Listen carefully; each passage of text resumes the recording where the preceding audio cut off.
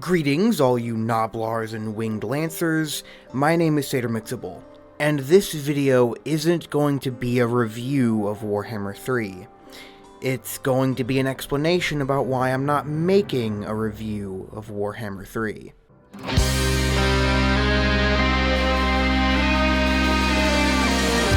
It's easy to understand why I'd be hyped about this game. Strategy is my favorite genre of video games, right next to fighting games, and Warhammer Fantasy is my favorite medieval fantasy setting. My favorite strategy franchise mixing with my favorite tabletop franchise. What could possibly go wrong? And this was a formula that had proven effective beforehand. Warhammer 1 and 2 were great games, with Warhammer 2 making some genuine improvements over Warhammer 1, and doing some things distinctly enough to warrant it being a sequel, like with the Vortex campaign being more of a focused narrative experience as opposed to Mortal Empire's more sandboxy design. It was a worthy sequel, though one that definitely felt more like a very extensive expansion rather than a completely new game, due to reused assets, reused battle engine, and an overall generically similar game feel. This wasn't a Civ 5 versus Civ 6 style scenario. I remember when the second game first came out, a lot of people I knew were calling it Warhammer 1.5. So when Warhammer 3 was revealed, along with the new factions Kislev and Chaos Demons, a lot of questions got immediately prompted.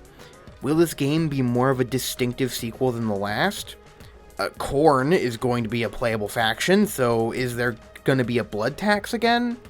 However, most people were sure of one thing. Regardless of the answers to these questions, the game was going to be awesome. Right? I mean, come on, as we explained earlier, Creative Assembly is basically playing on easy mode with this franchise. Fast forward about 9-ish months and we're in early February. Warhammer 3 is going to be available day 1 on Game Pass, as well as Game Pass users getting the day 1 DLC Ogre Kingdoms faction for free. Mandalore Gaming released a positive, if cautious, review of the game, saying that it wasn't worth the full $60 at the moment, citing the lack of blood and the massive cavalcade of bugs that he had seen throughout his playthroughs as major reasons why. Eventually, February 17th rolls around, and I get my opportunity to play the game. Except I don't, because the game straight up wouldn't run. I could launch the game, but the audio was stuttering like crazy, and my memory was constantly spiking, causing the game to crash and the frame rate to be incredibly choppy and inconsistent. It took 2 days of troubleshooting before I could actually play and record the game, and needless to say, that whole ordeal really knocked the wind out of my sails. I got to work writing my review while playing the game, taking notes on my thoughts and feelings as I played. But each day, it got harder and harder to keep playing and recording and taking notes as I rewrote the script for what felt like dozens of times over the course of the game's first week of release. So why is this not a review of Warhammer 3? Because I cannot muster up the energy to care enough to make a review. The game is so fundamentally similar to Warhammer 2 that nothing could be said about Warhammer 3 that didn't apply to the previous entry in the series. Are siege battles fixed? Fucking no, they're just broken in different ways, but for the same reasons. The enemy AI still doesn't know how to navigate the siege maps on attack or defense, and siege battles still end up just being massive, brainless mosh pit fights, as the enemy AI doesn't even try to negotiate the terrain or their own defenses, and instead just YOLOs their entire army down a single choke point, forcing you to do the same. It sucks, but it's not even worth talking about, because I'd just be talking about the same issues that have existed for 5 fucking years in the previous title.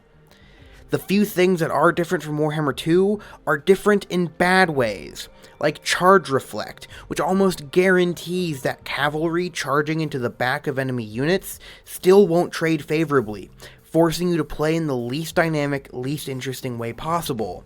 Flanking and maneuvering are unimportant as spells still reign supreme over the battlefield. But none of that is worth talking about. Because cavalry was also dysfunctional in Warhammer 2. Now it's just dysfunctional on purpose. This isn't a new phenomenon.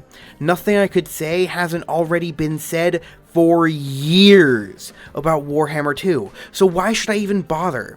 It's clearly not going to get fixed, and even if it does get fixed later down the line, why wasn't the game just a worthwhile product to begin with? Strategy games, and in general the wider gaming industry as of recent, has this major issue of releasing lackluster, feature-empty products on day one that then get turned into worthwhile $60 products over years of post-launch DLC. I remember buying Street Fighter V on day one, but that deserves its own video. I've rewritten this video a ton of times because I don't even know where to start. This isn't a review of Warhammer 3, because it'd just be a review of Warhammer 2. And that video already exists. Sorry.